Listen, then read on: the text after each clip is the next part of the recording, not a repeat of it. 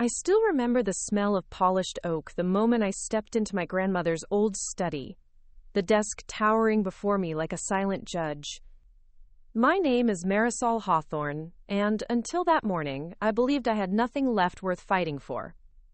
Our family's wealth, what was meant to be my inheritance, had been sold off behind my back. My sister, Celine, signed away every last heirloom, every ounce of security I had ever known. The betrayal cut deeper than any blade. It began the night before our grandmother passed. I'd run late, caught up in the chaos of my own life, managing clients at the architecture firm, meeting deadlines at odd hours, and trying desperately to make a name for myself in a world that already seemed to have my place charted. Celine, the ever-gracious older sister, had delivered the news in that calm, almost rehearsed tone she reserved for family emergencies and minor inconveniences alike. "Marie," she said, tucking a strand of her dark hair behind her ear, eyes soft as dusk. "I'm so sorry. I tried calling you, but your phone goes straight to voicemail. Grandma's wishes are clear. The house and everything in it. Antique prints, handwritten letters from great-great-grandfather Etienne, even that locket Grandma wore. She sold it all to raise funds for her medical trust," she said. An hour later, I stood over her inheritance papers like they were lies printed on parchment. My heart thundered so loud I thought it might shatter the glass in the framed black-and-white photograph of my grandmother smiling at 75. The furniture, the rare books, the modest portfolio of stocks, gone. Sold at auction, dispersed among strangers. All the late nights I spent cataloging family history, the whispered stories Grandma told me while the fire crackled at her feet, gone. Celine's voice cracked as she tried to apologize, but I hung up before she could finish. My hands shook so badly I almost dropped the phone. I collapsed into the velvet armchair, the weight of every sacrifice I'd made for my career threatening to pull me under. The air was dense with the scent of old paper and regret. I refused to believe it. I needed proof. So at dawn, I drove across the misty lanes of Dorset, the rolling hills a pale green promise in the early light. The auction house was a stone's throw from the old village square, its facade inscrutable, as if daring me to enter. I pushed through the heavy doors, footsteps echoing in the grand hall. Rows of gilded frames, ornate vases, and leather-bound volumes stretched before me like ghosts of my family's legacy. The clerk, a man with spectacles perched on the tip of his nose, confirmed every detail. Lot by lot, he recited the items sold, their final bids, the names of buyers I would never know. My grandmother had died believing she was safeguarding her future. In reality, she sealed my past away forever. As I stepped out into the blustery wind, tears stung my eyes, not from grief alone, but from anger. Anger at my sister for her silence, anger at my grandmother for betraying her own blood, and above all, anger at myself for letting life's demands blind me to what truly mattered. In that moment, I vowed to restore what had been lost, not just for me, but for the memory of the woman who raised us. I would find a way to fund my own fight, to reclaim my heritage, even if it meant building something new from the ashes of the old. By the time I returned home, sunlight danced on the windowsills, mocking me with its brightness. Celine was waiting, as if she could read the storm behind my eyes. She opened her mouth to speak, but I held up my hand. "I know what happened," I said, voice steady though my heart pounded, "and I know why. But you and I both know this isn't over." She nodded, tears brimming in her eyes. "Please," she whispered, "I never meant—" "Shh," I interrupted softly. "Tomorrow, I'm leaving for London. I have a plan." She looked up, hope flickering in her gaze. "What are you going to do?" I drew a breath, tasting resolve on my tongue. "I'm going to build a legacy they can't take away." I packed only what I needed, a notebook filled with sketches, my grandmother's sewing shears, the prototype of the home design I'd been developing for months. Beneath it all, I carried a fierce determination that pulsed with every step I took toward the future. Celine and I shared a silent embrace before I left, sister to sister, bound by blood, and, now, by a promise. As the train chugged out of the station, the countryside blurred into shades of green and gold. I leaned against the window, heart swelling with anticipation. I would save our family's name, piece by piece, with every brick, every beam, and every blueprint. The journey had begun. Before we jump back in, tell us where you're from. If this story moves you, please subscribe. Tomorrow I have a special story for you. I woke to the drone of early morning traffic, the rumble of double-decker buses and taxis mingling with the distant hum of construction. London was alive and indifferent. From my tiny flat in Shoreditch, I could see cranes stabbing at low clouds, the city promising opportunity as well as struggle. Clutching my grandmother's shears like a talisman, I pulled on my coat and stepped onto the street, determination knotting my shoulders. My first stop was a small architectural firm in Clerkenwell, an unassuming red brick townhouse sandwiched between a coffee roastery and a co-working space. The receptionist, an eyeglassed young man with ink-stained fingertips, eyed my portfolio warily. "Ms. Hawthorne? They're expecting you in the design studio." Inside, the studio smelled of sawdust and fresh paint. Scale models perched on shelves, half-finished blueprints lay strewn across drafting tables. At the far end, standing beneath a cluster of industrial pendant lights, was Theo Martinelli, the celebrated visionary behind several eco-conscious housing developments. With his salt-and-pepper hair and easy smile, he could have been a character in a period drama. Yet his eyes, sharp as obsidian, measured me the moment I entered. "Marisol Hawthorne," he said, extending a hand. "I've reviewed your proposal, transforming the old Cornford estate into sustainable living. Bold, ambitious." I swallowed hard. "Thank you, Mr. Martinelli. I believe the estate's existing bones, those stone walls and leaded windows, deserve to be honored, not erased." He gestured to a long table covered in models. "And how do you plan to finance this transformation?" The question stabbed at me like ice. I had sketches showing solar-ventilated roofs, communal gardens fashioned from salvaged stone, a blueprint that wove modern minimalism with Tudor heritage, but I had no funds lined up. Not yet. Swallowing, I spread my designs across the table. Equity partners for Phase 1, eco-investors specializing in heritage sites, combined with a microloan program to support local tradespeople. And once occupancy hits 50%, we leverage rental yields to secure additional capital. His gaze flicked from sketch to sketch, reading the logic between the lines. "It's clever. If it works." He paused, tapping a finger against a rosewood model of a courtyard. "Clever and risky." For a moment, the weight of his doubt pressed down on me. Then I remembered my grandmother's voice, soft but unwavering, as she told stories of our ancestors turning nothing into something. "Risk is the only way forward," I replied. "Without it, they never would have crossed the ocean, or laid the first stones of our family home." He studied me a heartbeat longer, then nodded. "You have spirit, Miss Hawthorne. Spirit and conviction. I'll introduce you to a few investors, but they'll want to see numbers, and soon." Outside the studio, I felt as though I'd stumbled out of a lion's den. My heart thrummed with excitement and terror.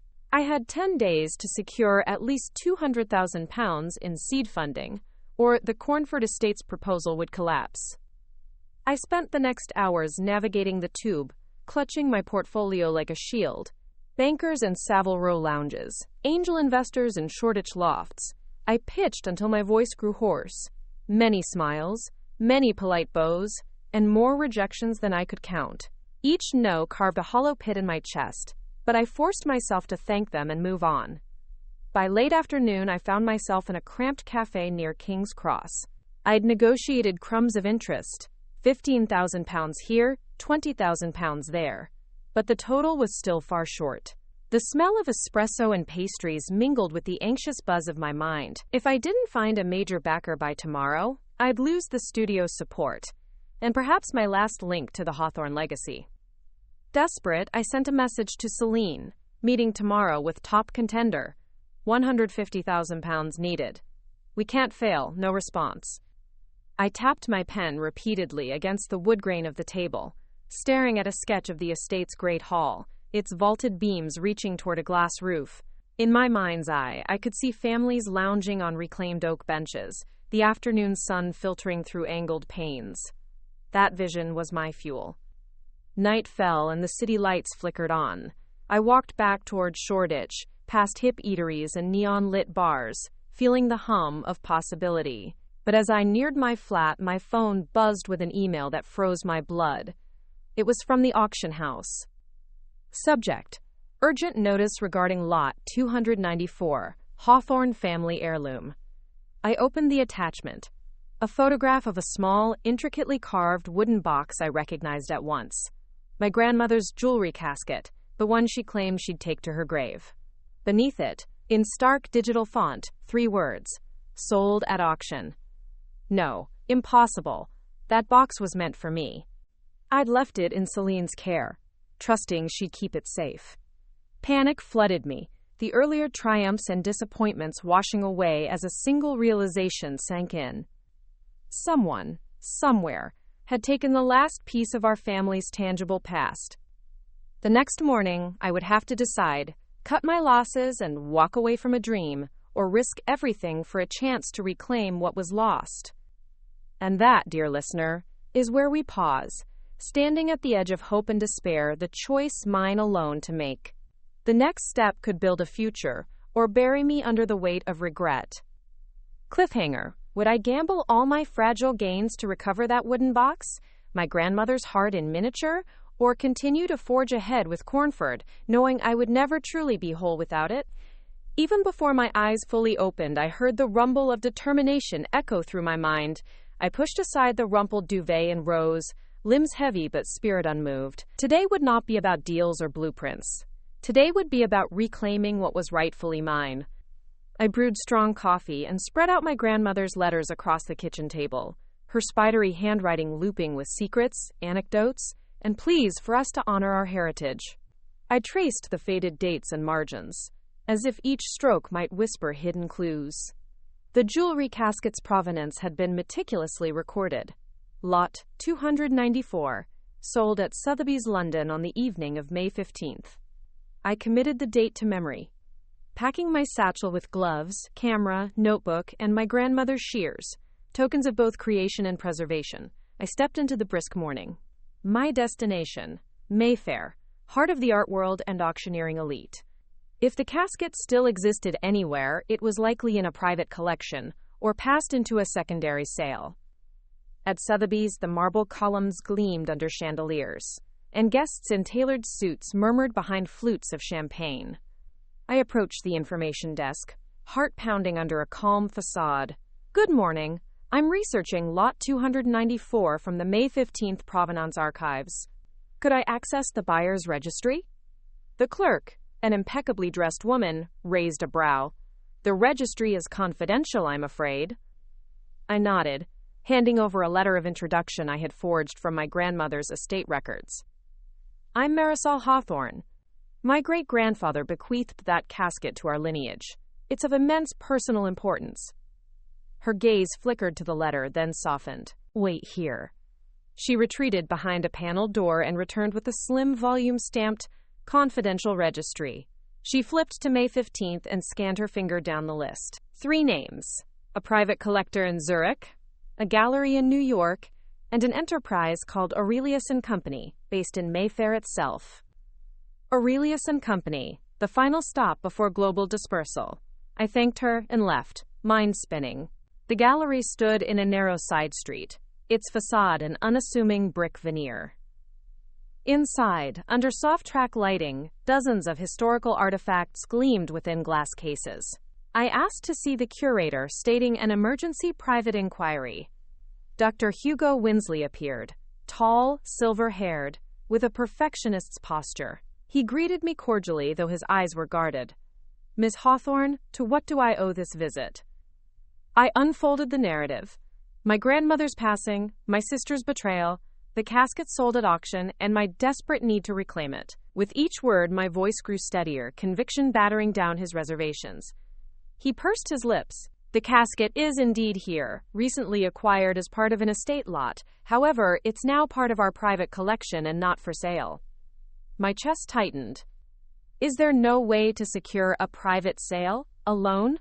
I'm prepared to fund restoration projects, or offer it back as a loan to the gallery. He hesitated, glancing at the case where the casket rested on a cushioned pedestal. Ms. Hawthorne, galleries rarely deaccession items from private collections. But, given your personal connection and the provenance you demonstrated, I could propose a temporary exhibition on the condition that your family funds the accompanying restoration and conservation costs. The price he quoted was staggering. Over £75,000 just to underwrite the restoration, plus a loan fee. My current funds could not stretch that far. I tucked my hands into my coat pockets, brain-worrying. I understand, I said, voice calm. Might there be another path? Perhaps a loan against my Cornford estate's equity? Or an alternate arrangement? Dr. Winsley studied me for an eternal moment, then nodded. I will consider additional proposals.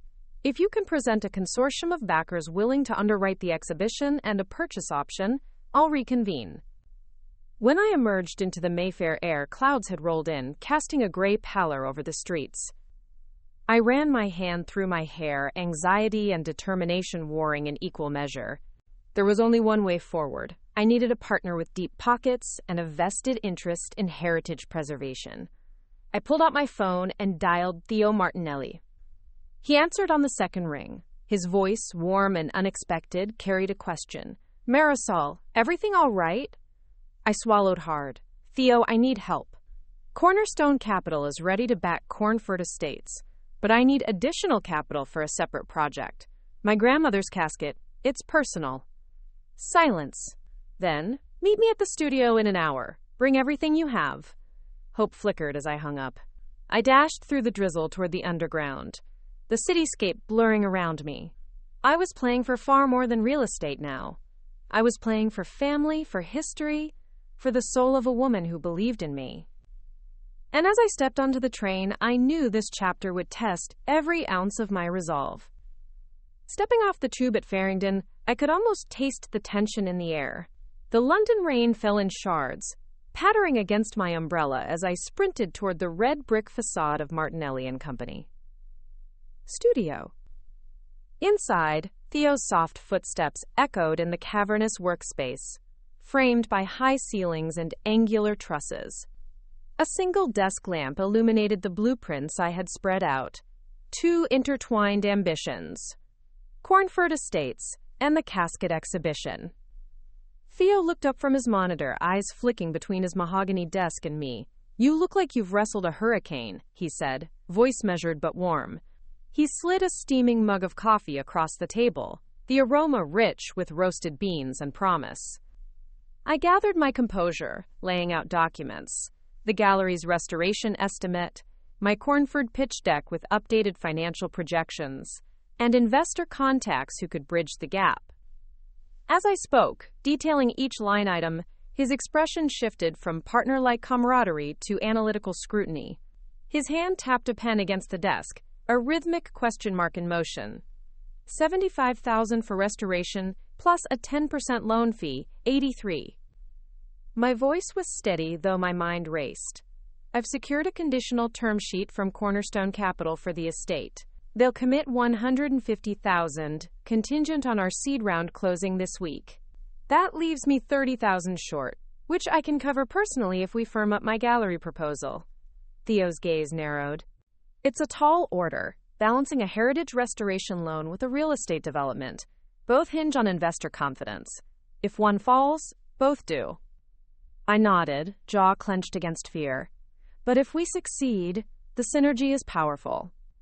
Cornford's eco-heritage model will draw press, and the casket exhibit will bolster my credibility, opening doors to cultural grants.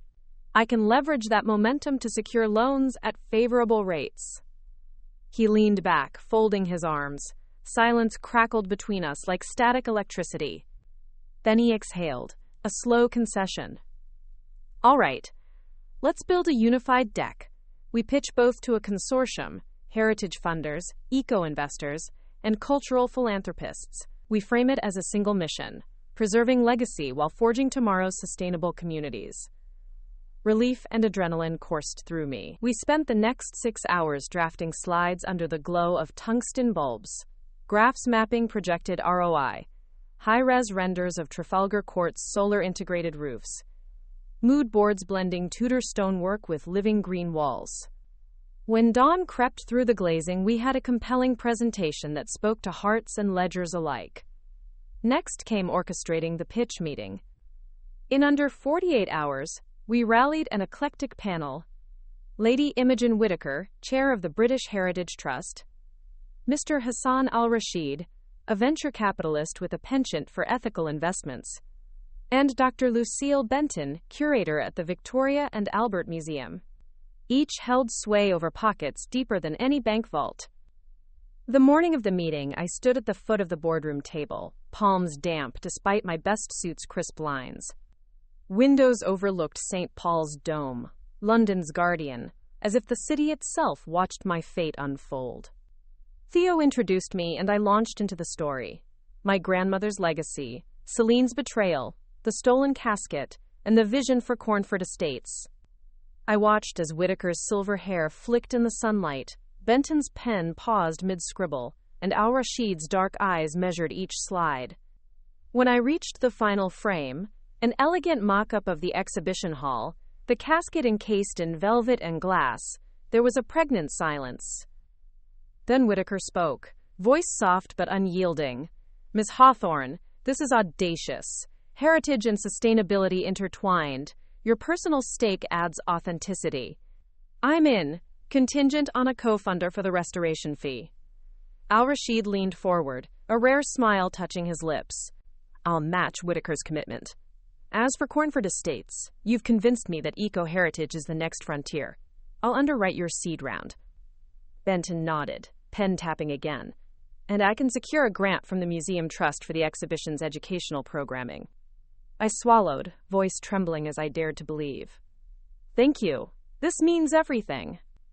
As we sealed the agreements, signatures on dotted lines, I realized I was standing on a precipice. The Cornford development would begin in weeks, and the casket would return to London for restoration and display. My grandmother's legacy and my own would intertwine, stronger than steel and more enduring than stone. But just as hope blossomed, the hush of the boardroom was pierced by the chime of an urgent message on my phone. I glanced down, unread text from Celine. I hesitated, thumb hovering above the screen. Should I open it now or savor this victory in silence? My heart pounded in my ears as I finally tapped the notification. And in that moment, the words rewrote everything. Rain slashed against the wide windows of the boardroom as I stared at Celine's message. "Help me, please. At Rivington Street, I am in trouble." My pulse raced as the boardroom's triumphant air turned electric with dread. Theo and the investors exchanged worried glances. The room seemed to shrink, every polished surface reflecting my turmoil. I pressed my lips together, feeling the weight of choice settle on my shoulders. Honor my sister's plea, or protect the fragile momentum we'd fought so hard to build? This story took us a long time. If you like it, subscribe. Now, back to the story. I cleared my throat and turned to Theo. "I need to leave, just for a moment. It's urgent." He rose, offering his arm. "I'll come with you." Out in the corridor, I unlocked my phone and scrolled through Celine's earlier messages. Fragmented pleas and an attached photo. Her face streaked with tears, standing outside a cramped flat on Rivington Street. I recognized the brickwork, the narrow doorway. It was a 5-minute walk from the studio. Half an hour later, we darted through slick cobblestones, the neon glow of a convenience store buzzing overhead. At the end of the street, a pale yellow townhouse stood, its door ajar. I recognized the scent of damp plaster and stale desperation before I saw her. Celine crouched on the threshold, phone pressed to her temple, voice trembling. "They're here," she whispered. I didn't know who to call. I stepped forward, heart pounding. "Who's here?" A low whistle cut through the air. 2 figures emerged from shadow, eyes glinting. One held a folded piece of paper, an eviction notice stamped with Celine's signature.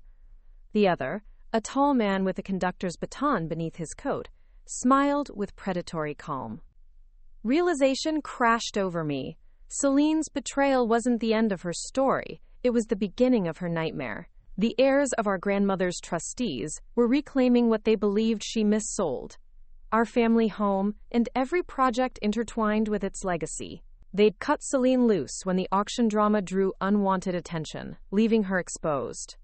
I dropped to one knee beside her. "You have 2 minutes to tell me everything."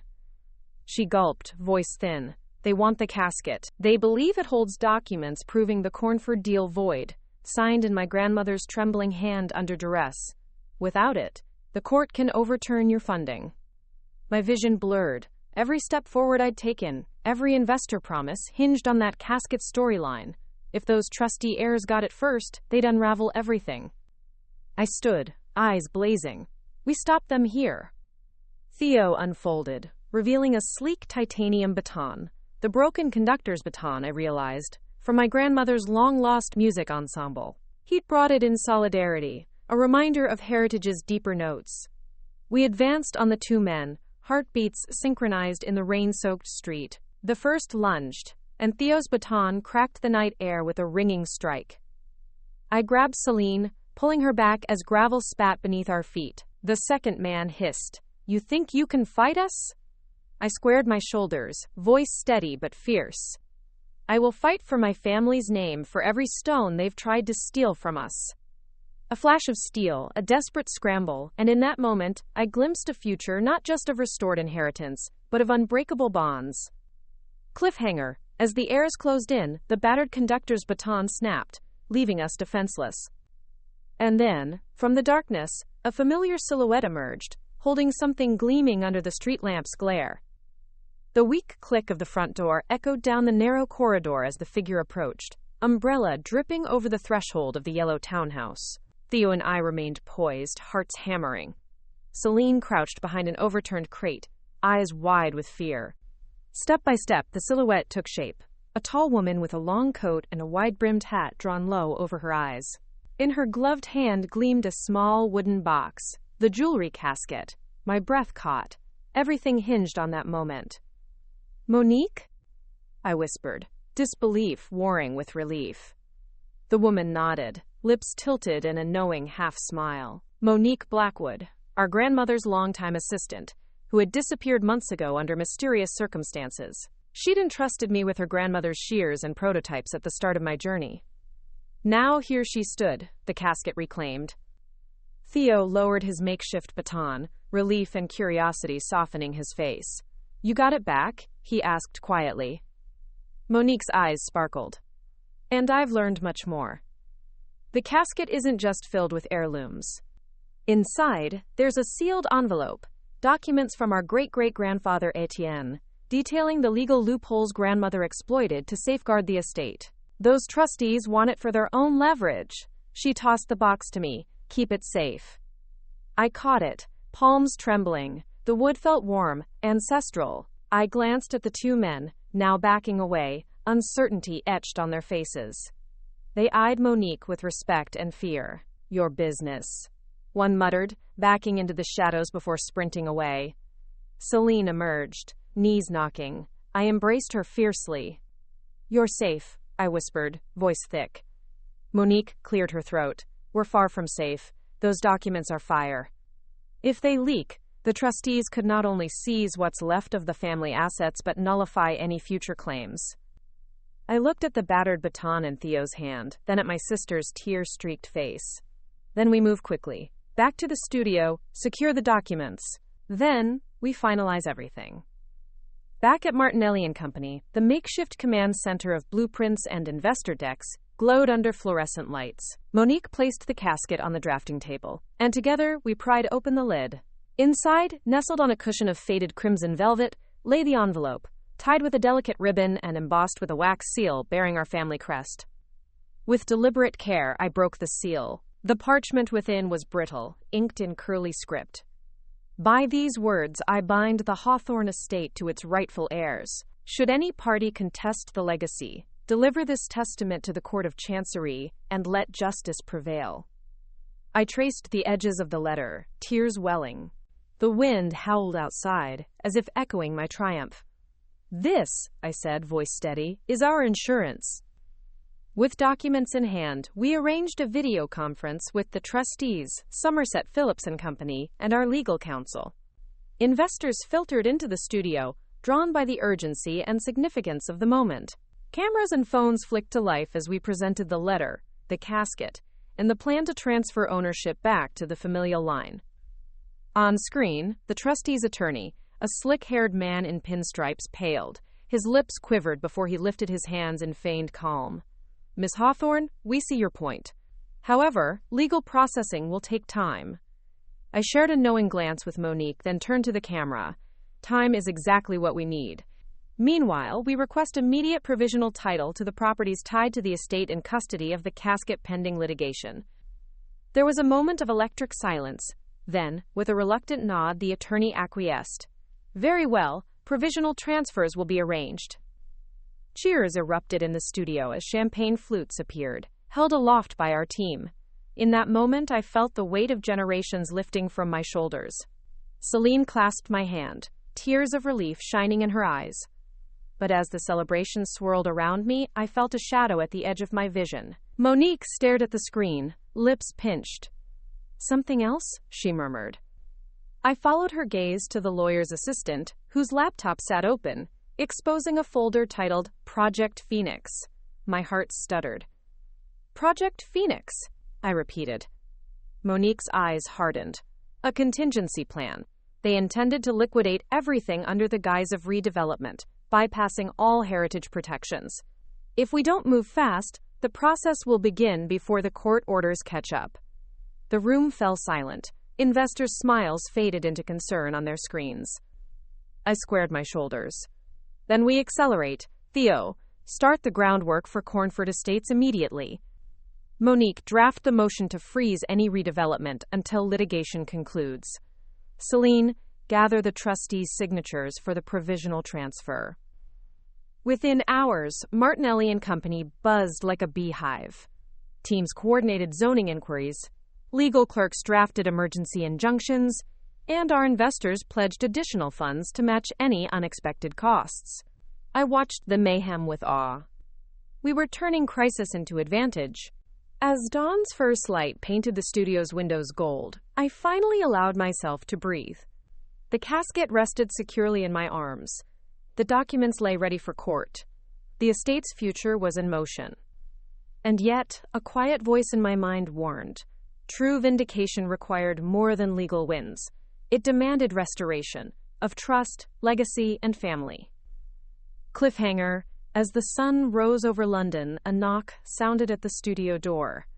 I opened it to find an antique dealer with an urgent message. One of our newly restored tenant houses had unearthed a hidden compartment. Inside, a letter bearing a chilling warning from our ancestor Etienne. London's dawn light filtered through the tall northern windows of the studio, illuminating the scattering of blueprints, legal pads, and prototype models that told our story in hushed whispers. But before the soft glow could settle into warmth, the antique dealer's warning cut through the air like a blade. I found him in the hallway, adjusting the straps of his leather satchel, a pale man with wire-rimmed glasses and a furrowed brow. He handed me a small, weathered envelope. The wax seal, bearing the Hawthorne crest, was cracked, edges singed as though by fire. "Found this in one of the terraced cottages," he explained, voice trembling. "During the restoration, behind a false wall in the back bedroom." My heart pounded as I ran a fingertip over the seal's broken rim. Flames and betrayal often danced hand in hand in our family history. But this felt personal. I bid him stay close, and gathered the others in the studio's main hall. Investors, legal counsel, Martinelli's design team, and Celine formed a half-circle around the envelope. Theo held a handheld spotlight, illuminating the faded parchment. "Open it," Monique said quietly, voice taut. "We need to know." With deliberate care, I peeled back the casing and unveiled the letter within. The handwriting was unmistakable, curly, precise, flowing across the page in ink that had darkened but refused to fade. Etienne Hawthorne's words, addressed to his descendants. "To the one who truly understands legacy, if you seek to build upon our name, heed this warning. The land you stand upon is soaked in blood and sacrifice. Betray the covenant of stewardship at your own peril. Should you forget that our forebears toiled and bled to claim this ground, You will seal the Hawthorne line in ruin." A hush descended. The weight of those words pressed against my chest like an ancient hand. "Blood and sacrifice," Celine breathed. What could he mean? I scanned the studio, eyes landing on the map of Cornford Estates. Those terraces, once Heathland and Moor, had sheltered wartime resistance fighters in secret caverns. My plans had touched only the surface, but there were stories buried deeper, stories I had scarcely learned in school. "They weren't just farmers and stonemasons," I said. "They hid refugees during the war. They ferried them across country in those cottages. You've read the local legends. Historians say there's a bunker beneath the third terrace, sealed after the conflict." Monique nodded. "It's documented, ephemeral references in our grandmother's memoirs. She warned me never to disturb it." Theo frowned. "If there's a hidden bunker, it could complicate construction. Archaeological laws protect war memorial sites." I clenched my fists. "We need to investigate. Quick reconnaissance. If that bunker exists, it's part of the legacy, and part of our legal defense. We can present it as a heritage asset to further strengthen our position." A murmur of assent spread among the investors. Even Al-Rashid leaned in, interest flaring. "I'll coordinate an archaeological survey," Monique volunteered. "Discreetly. We can't alert the trustees until we know what we're dealing with." "Let's go there now," I decided. Time is critical. Within the hour, we assembled a small team. Monique, Theo, Celine the antique dealer, and me. We piled into 2 SUVs and headed for the fringes of Dorset, where Cornford Estates lay in rolling seclusion. Along the country lanes, patchwork fields rolled by, the sky lowering like a watchful eye. As we arrived, the cottages stood quiet under a blanket of autumn mist. The terraced garden, first to be rebuilt, waited untouched, its stone steps worn by decades of rain and wind. With Monique's guidance, we located the cellar door hidden beneath an overgrown ivy trellis. Together, we pried it open, revealing a narrow staircase descending into darkness. Theo clicked on his flashlight, beam cutting through the black. Each step echoed, hollow and tense. At the bottom, walls of rough stone arched overhead. The air smelled of earth and echoes. We advanced into a cavernous room, vaulted and expansive. At its center stood a memorial plaque, names etched in brass, commemorating those who had sheltered here during the war. Flickering lights revealed dusty crates and an iron-bound chest, its lock rusted but intact. Celine wiped dust from the plaque. Her voice caught. "They called it the sanctuary. Grandmother said it was the crown jewel of our lineage." I approached the chest, kneeling to try the latch. It gave with a creak, opening to reveal bundles of wartime letters, ration cards, and a small pistol, an heirloom used by a resistance fighter. Among these, a battered journal bound in leather. Monique lifted it gently. "A memoir," she whispered, "by our ancestor. He recounted every rescue mission." I turned pages, eyes widening at passages describing clandestine flights across country, codes passed in the darkness, and a final entry, a betrayal, by a trusted ally who attempted to sell out the sanctuary to the occupying forces. My blood ran cold. He names the traitor. We gathered around, lean on one another as the weight of history bore down. The betrayed story mirrored our own, inheritance threatened by secrets and greed. As I read aloud the final lines, a distant rumble shook the chamber. Gravel cascaded from above, and a cold wind swept through the sanctuary's opening. We froze. Cliffhanger footsteps echoed down the stairs, deliberate and slow. Someone else had descended into the heart of our legacy. Who it was and what they wanted would change everything. Our breath hitched as the heavy footsteps descended, their cadence measured, confident. In the faint glow of our flashlights, the figure emerged, a man cloaked in a rumpled trench coat, face shadowed by a brimmed hat. He paused mid-step, taking in the tableau of 5 intruders in his domain. "Impressive," he said, voice smooth as the river Isis. "I see the sanctuary still holds secrets." I stood, heart pounding so loudly I feared he'd hear. "Who are you?" He let the brim of his hat tip low, concealing his eyes. Then he cocked his head, as if considering. "Let's just say I have a vested interest in your family's history." Memories flickered. Monique's tales of clandestine visitors to the estate. Rumors of a clandestine investor sniffing around the archives. My gut tightened. This man wasn't a trustee heir nor an auction house lackey. He was someone who knew too much. Celine's hand found mine. "What do you want?" she whispered.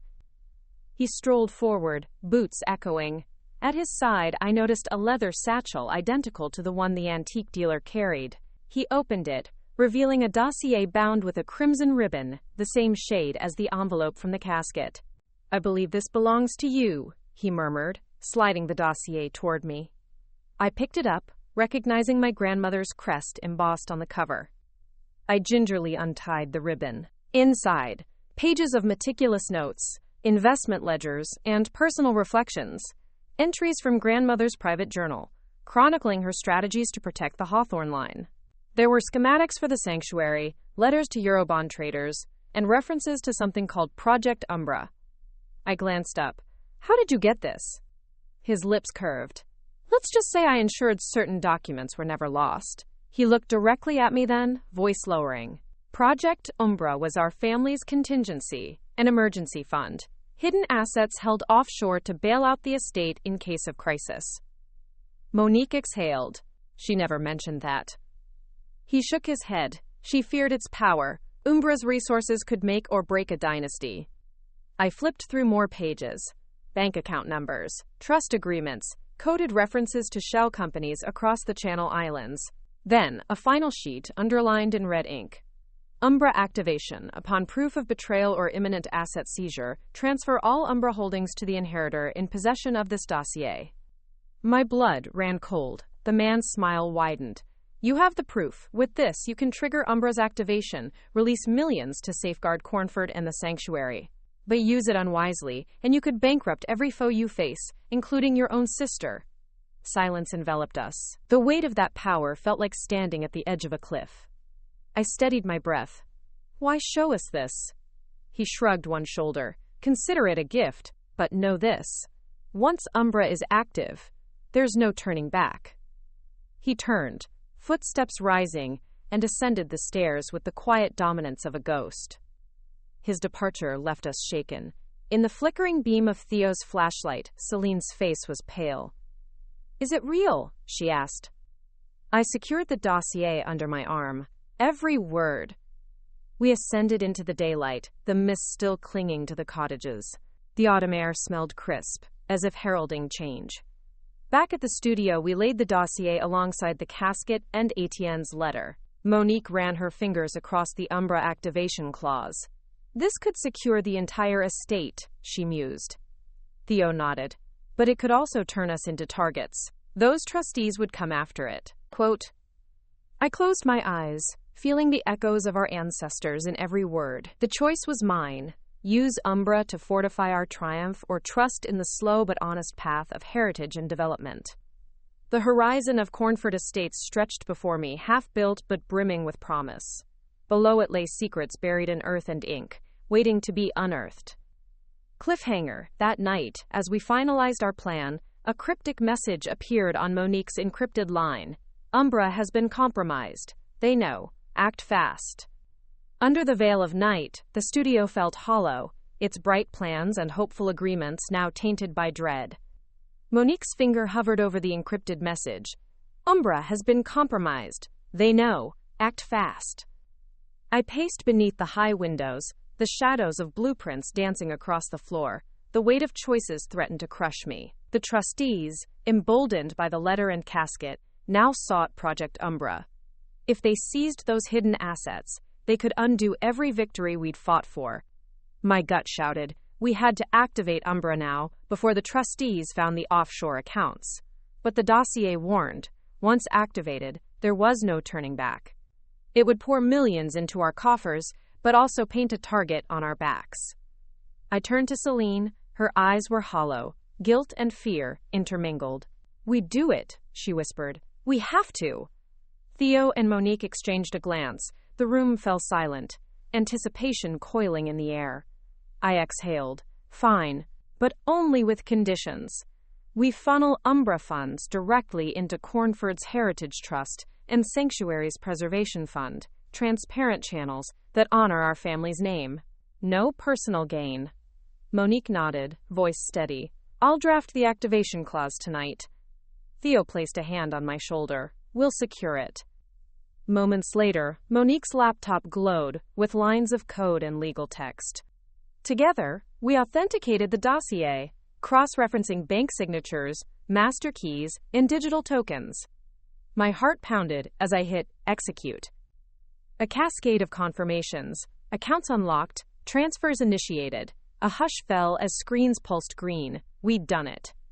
Outside, thunder rumbled. Rain lashed the windows like an orchestra of fate. I sank into a chair, exhaustion clouding my vision. It's done, I whispered. Monique exhaled. But for how long? Suddenly, alarms chimed on the studio's server. Unauthorized access attempts, firewall breaches. Our digital fortress was under siege. We scrambled to countermeasures.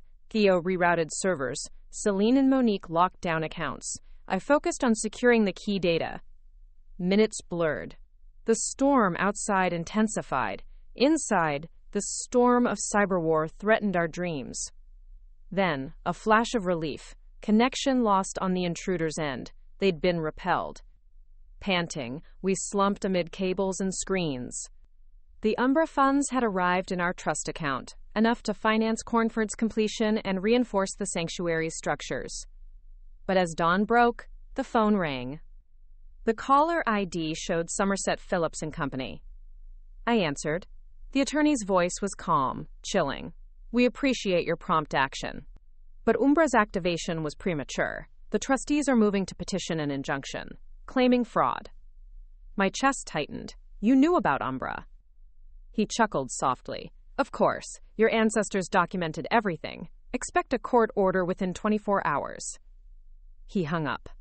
Despair threatened to overtake me. Yet, as the sun pierced gray clouds, resolution crystallized. They'd tried to outmaneuver us, but the heart of the Hawthorne legacy, our vision, our unity, remained stronger. I looked at my team. Celine's tear-streaked face was resolute. Monique's eyes burned with purpose. Theo's stance radiated unwavering support.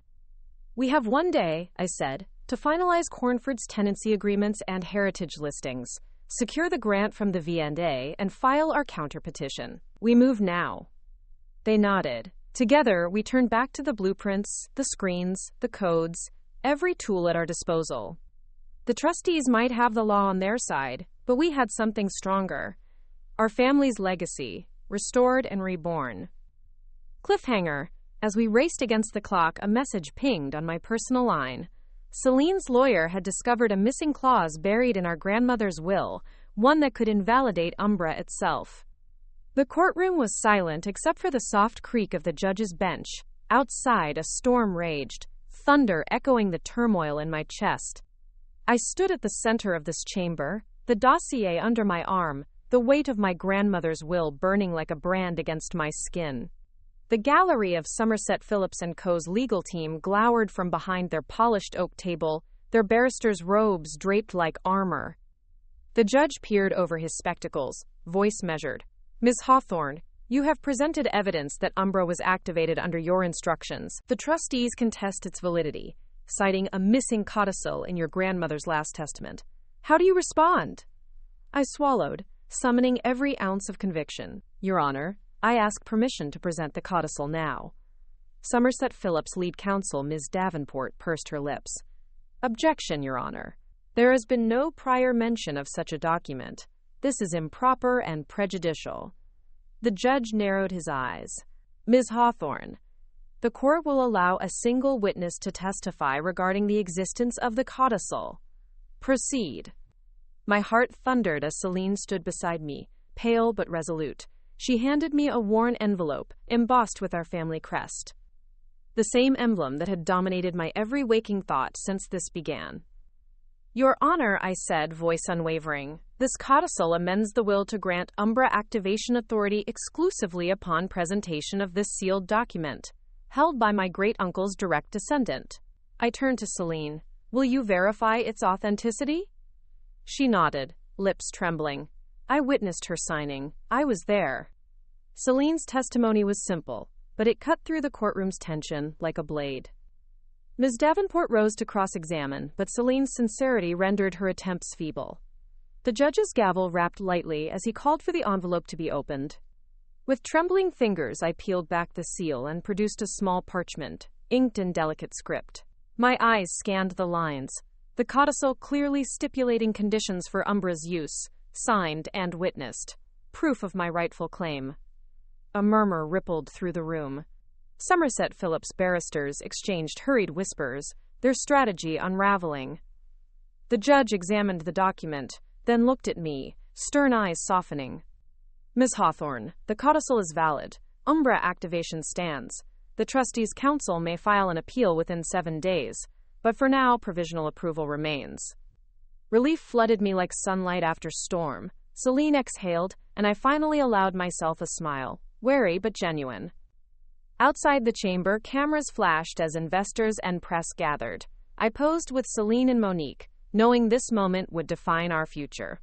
But beneath the veneer of triumph lay whispers of uncertainty. Somerset Phillips would not relent. Back at the studio, celebration was tempered by urgency. Theo reviewed the construction schedules. Scaffolding to be erected at Cornford within hours, restoration teams ready. The sanctuary's grant cleared legal hold, and the museum's educational program launched. Yet as we prepared to depart for Dorset, Monique's encrypted line buzzed. She answered, face paling. They've deployed investigators on the estate. They're digging everywhere. They won't find what they're looking for, I said, voice calm despite the adrenaline. We know every secret, but we must hide the most valuable one. A hushed understanding passed between us. We gathered prototypes, legal files, and the casket, preparing to safeguard the sanctuary's hidden trove. Night fell as our convoy wound toward Cornford, headlights cutting through mist. The cottages stood like sentinels, their stone walls echoing centuries of sacrifice. As I stepped from the SUV, I heard it, the distant hum of an engine. A black Jeep slowed at the gate, plate obscured. 2 figures emerged, men in tailored coats, badges clipped to their belts. Before I could react, they approached. One flashed an ID, Metropolitan Heritage Unit. We have a warrant for an archaeological survey under suspected heritage violations. My breath caught. The judge's decision granted us protection, but a survey by law enforcement threatened to expose the sanctuary's final secret, Project Umbra's offshore mechanisms, hidden behind layers of legal shield. My mind raced. I could fight them off with legal protest, but time was slipping. I stepped forward, chin raised. Of course, let me guide you personally. They nodded, and I led them toward the cavern's entrance. Each step echoed destiny's footsteps. Cliffhanger. As we descended into the sanctuary once more, the lead officer's flashlight beam illuminated a second doorway, one I had never known existed, carved with symbols of flame and shadow. Behind it lay the true heart of Project Umbra. The Metropolitan Heritage Unit officers paused at the threshold of the newly revealed doorway, uncertainty flickering across their faces.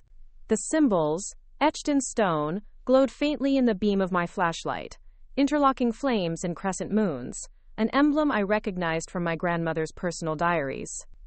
For a heartbeat, I hesitated. This passage had been sealed for over 80 years, meant only for those who understood the covenant of stewardship. Now, law enforcement stood before it, protocol dictating their right to investigate. I exhaled, stepping forward with steady resolve. This way, I said, voice quiet but firm. But you must understand. What lies beyond is part of a protected sanctuary under the Hawthorne Heritage Trust. It's not just archaeology. It's our family's legacy. The senior officer, a stern woman with silver hair pulled into a tight bun, nodded. Ms. Hawthorne, our warrant covers any discoveries tied to potential heritage infractions. We'll be respectful. I guided them through the narrow corridor, dust motes drifting in the stale air. The passage sloped downward, narrowing until we emerged into a small antechamber. Lit by a single hanging lamp, the room's walls were lined with alcoves, each holding relics, maps, statuettes, and a sealed clay jar with strange markings. One officer gently picked up a copper statuette, a winged figure holding a lantern. Miss Hawthorne, this could be medieval. Have you documented this? I forced a small smile. Family heirlooms, they're under my stewardship. My grandmother's notes are in the next room. He gestured for me to open the next door. I slid the iron bar aside, revealing a larger vault beyond. The air smelled of earth and candle wax. At the center stood an imposing chest, bound in iron and wood. That chest, the officer said, stepping closer. Is this part of the estate? I hesitated, heart pounding. This was the true heart of Project Umbra. Inside lay documents detailing every offshore holding and the secret trust agreements. The very existence of Umbra, and my activation of it, depended on this chest remaining undiscovered by authorities. I squared my shoulders. Yes, but its contents are personal papers. Private correspondence of my grandmother. I can provide redacted copies. The officer's gaze flicked to my face, searching for deception. Then she nodded. We'll catalog what we can, seal what's beyond our scope. As they prepared to process the finds, I slipped aside, heart thrumming. Nearby lay a loose flagstone, one I'd used for centuries to hide the Umbra key. It lifted easily in my gloved hand. Beneath it was a hidden cavity with a small, leather-bound ledger. I crushed the ledger against my chest, mind racing. Every second they spent here risked exposure of Umbra's inner workings. Suddenly, a call came through on their radio. Lieutenant Reynolds to base. Ongoing operation compromised. High priority retrieval initiated. My blood ran cold. The trustees' influence had reached the police. Project Umbra would be seized. I moved swiftly, slipping the ledger into my coat pocket. Approaching the officer, I cleared my throat. Perhaps we should postpone the chest's opening. The structural supports are old, might be unsafe. She glanced at the vault ceiling. I pointed upward. See those cracks? I fear collapse. She frowned, then nodded. All right, we'll secure the site and return with engineers. Relief crashed through me. They left, marking the chamber for follow-up. As the stone door rumbled closed, I exhaled, pressing my back against the cool wall. The corridor outside was silent. Celine and Monique emerged, eyes wide. They almost found it, Celine whispered. I extracted the ledger, flipping through pages of coded entries, trust disbursements, cryptic references to Ember, Fortress, and Rising Tide. This was the final key to Umbra's mechanics. Theo appeared beside me, hand on my shoulder. We need to hide that, now. Back at the studio, we convened an emergency meeting. Investors listened in via video call, legal counsel by phone.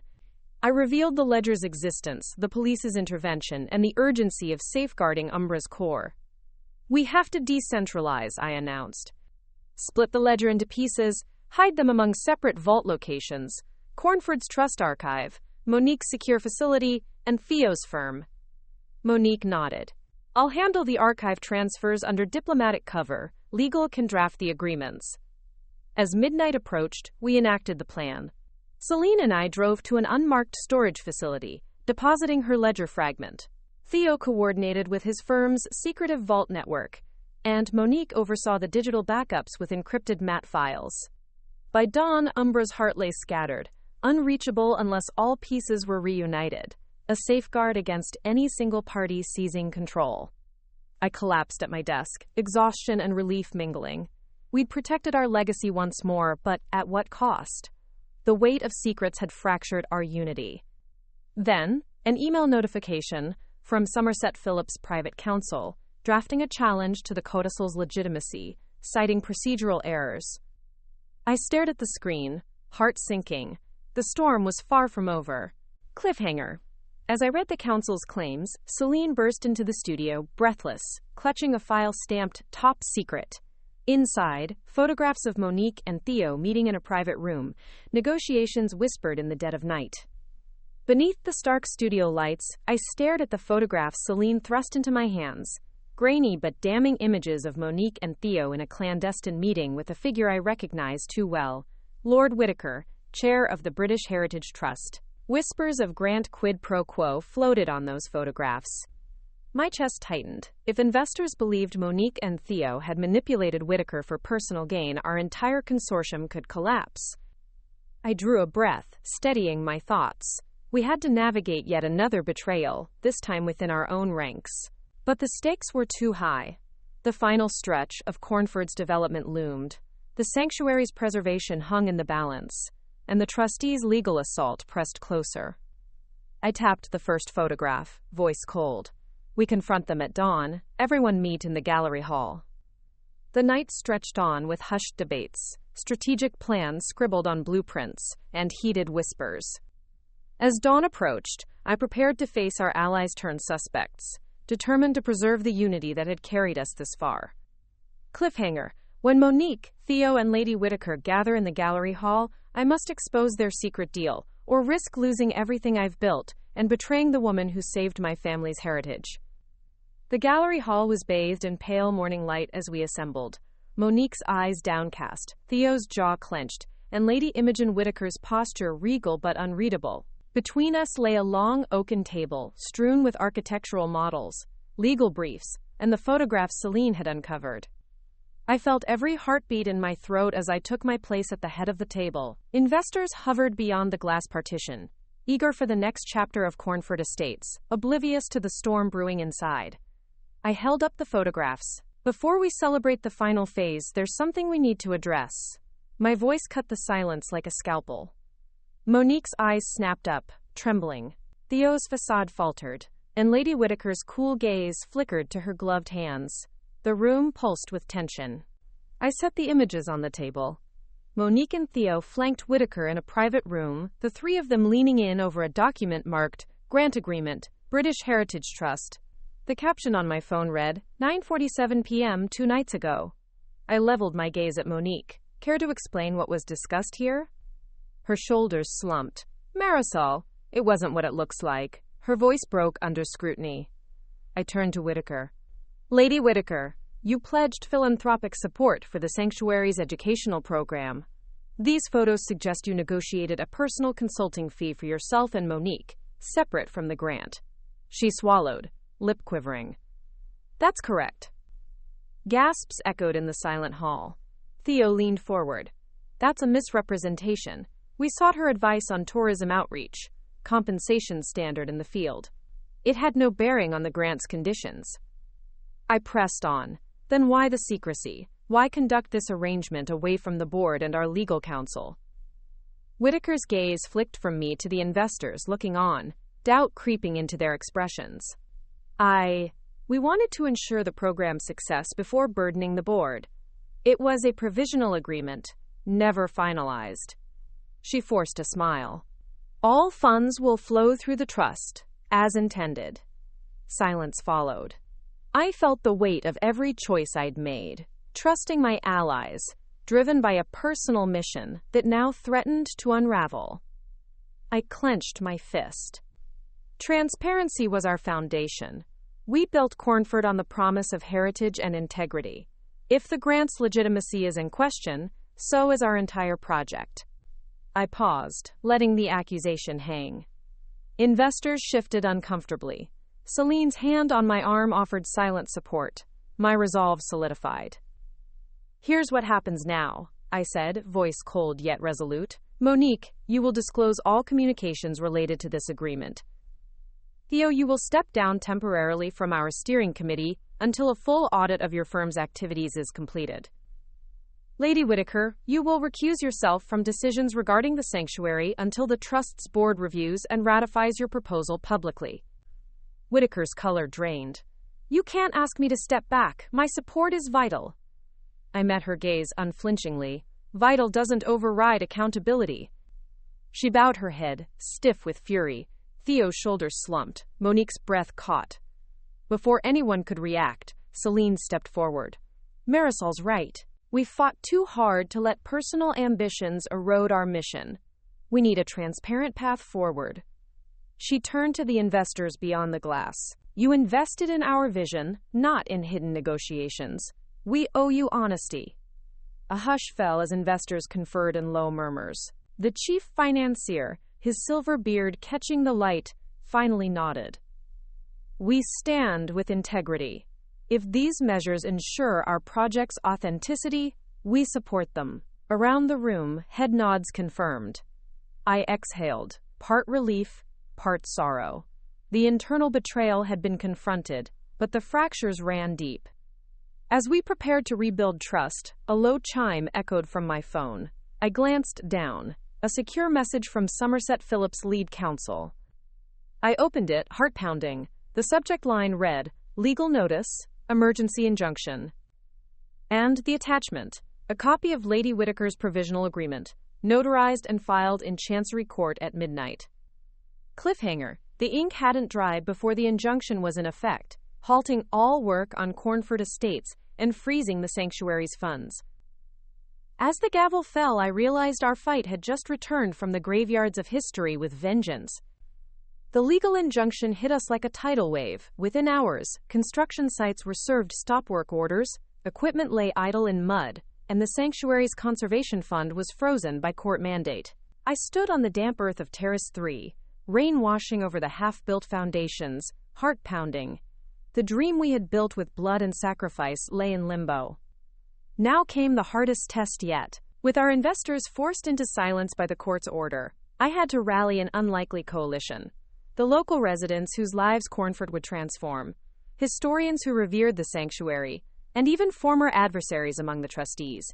Through word-of-mouth meetings in village halls and impassioned emails to press contacts, I wove a narrative of communal heritage that no injunction could silence. In the shadow of the injunction, Celine struggled with guilt and determination. We worked side by side through sleepless nights, drafting emergency appeals that cited the sanctuary's unique wartime history and Cornford's model of sustainable housing. Legal counsels sharpened arguments to demonstrate public benefit, while I coordinated volunteers to maintain the site, planting wildflowers on terraces to underscore our conservation efforts. Then the media storm broke. A national newspaper published an op-ed accusing me of exploiting my grandmother's legacy for personal gain, casting doubt on my integrity and the project's legitimacy. Headlines questioned whether Cornford was a vanity project rather than a public good. Investor confidence wavered as phone calls dried up and funding pipelines closed. I refused to back down. In response, I penned a public letter, sharing the sanctuary's wartime stories and calling for collective stewardship of our shared past. Testimonials from survivors who once found refuge in those secret chambers began to surface, lending weight to my plea. Their voices echoed the covenant of stewardship etched into every brick of the cottages. As the injunction hearing approached, I prepared my most powerful evidence: live testimony from an elderly woman who had sheltered there as a child during the war. On the morning of the hearing, I stood outside the Chancery Court gates with Celine and Monique. Our supporters, local homeowners, Heritage Society members, and journalists lined the steps behind us, a living testament to the sanctuary's living legacy. Inside the courtroom, I delivered my opening statement with unwavering conviction. I described the blood and sacrifice memorialized in those walls, and the community's right to uphold that legacy. The judge listened intently, as the plaintiff's counsel protested procedural technicalities. Then, just as the judge prepared to recess, Celine burst through the doors, breathless. Clutched in her hand was a yellowed parchment, the torn remnants of our grandmother's final codicil. In it lay a clause I had never seen, a directive to prioritize public heritage over private interest in the event of legal dispute. She handed it to me with tears in her eyes. The courtroom fell silent as I unfolded the parchment. The judge leaned forward, gaze fixed on my trembling hands. Cliffhanger. The judge's gavel tapped once, twice, summoning order. But before he could speak, a distant crash echoed through the chamber as if the very foundations of justice were tremoring beneath the weight of our family's secrets. The hush that followed the distant crash in the courtroom was broken only by the judge's labored breath. His gavel lay poised above the bench, waiting to pronounce judgment, yet the moment had stretched taut, suspended between history and destiny. I steadied myself as Celine pressed the torn parchment into my hands, the codicil's final clause. In event of dispute, family heritage shall serve public good, with precedence over private gain. The words glowed with righteousness, a testament to our grandmother's foresight. The judge cleared his throat. Miss Hawthorne, he said, voice measured, the court acknowledges the authenticity of this newly presented codicil. Given its specificity and timing relative to your grandmother's passing, this clause takes precedence. The injunction is hereby lifted for activities deemed in public interest, restoration and preservation of the sanctuary, and the completion of Cornford Estates under sustainable heritage guidelines. A murmur rippled through the courtroom. The trustee council's shoulders slumped as the public gallery erupted in applause. My heart thundered with relief and triumph. Outside, supporters cheered on the steps. Celine and Monique flanked me, faces radiant.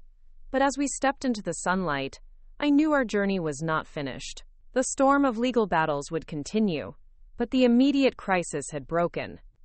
Returning to Cornford, we found the terraces alive with activity. Volunteers tending wildflowers, historians cataloging artifacts, and builders resuming work on the roofs. I walked through the half-finished cottages, each stone warmed by the promise of new life. Monique met me at the edge of the sanctuary's courtyard. "You did it," she said softly.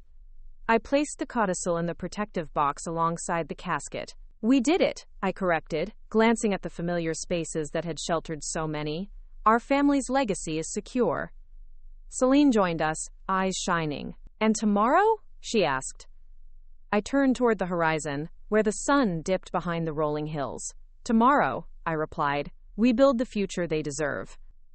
As dusk fell, I climbed to the rooftop of the partially completed model home, the London skyline shimmering in the distance. In my hands, I held that small wooden casket, its grain polished by time and trial. Inside lay the letters and heirlooms that had once seemed lost forever. I opened the lid and breathed in the scent of aged velvet and memory. Each item, a scrap of lace, a tarnished locket, a faded photograph, spoke of love, sacrifice, and unbroken bonds. Below, lights flickered on in the cottages, and voices drifted upward in laughter and song. I envisioned families laughing in those living rooms, memories woven into every beam. I closed the casket gently. The journey had tested me beyond anything I'd imagined. Betrayal, sacrifice, and redemption had danced through our lives like notes in a grand symphony. But as I stood on that rooftop, I felt a quiet peace. Our story, my story, had come full circle.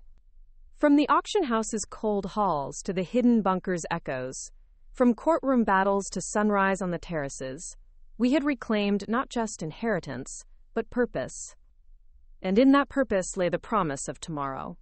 The morning mist clung to the stones of Cornford Estates, glistening like tears of triumph and sorrow entwined.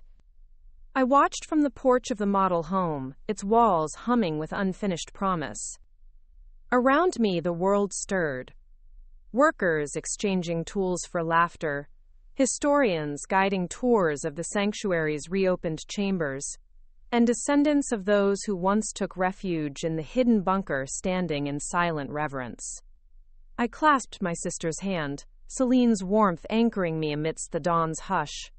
The weight of my grandmother's legacy, once a burden of betrayal, had been transformed into a beacon of hope. The journey that led us here was etched in every stone, every blueprint, and every letter reclaimed from the casket's velvet heart. As we stepped through the courtyard archway, Monique approached, her expression a tapestry of pride and quiet relief. "Marisol," she whispered, voice soft, "you've honored her vision and elevated our own." She gestured to the casket, now carefully displayed in a glass case at the sanctuary's entrance, illuminated as if by candlelight. I nodded, eyes misting. We did it together. The grand opening ceremony began with a gathering of villagers, investors, and patrons. Lady Whitaker, having been reinstated to the Trust's board after her public contrition and transparent restitution, offered a heartfelt speech.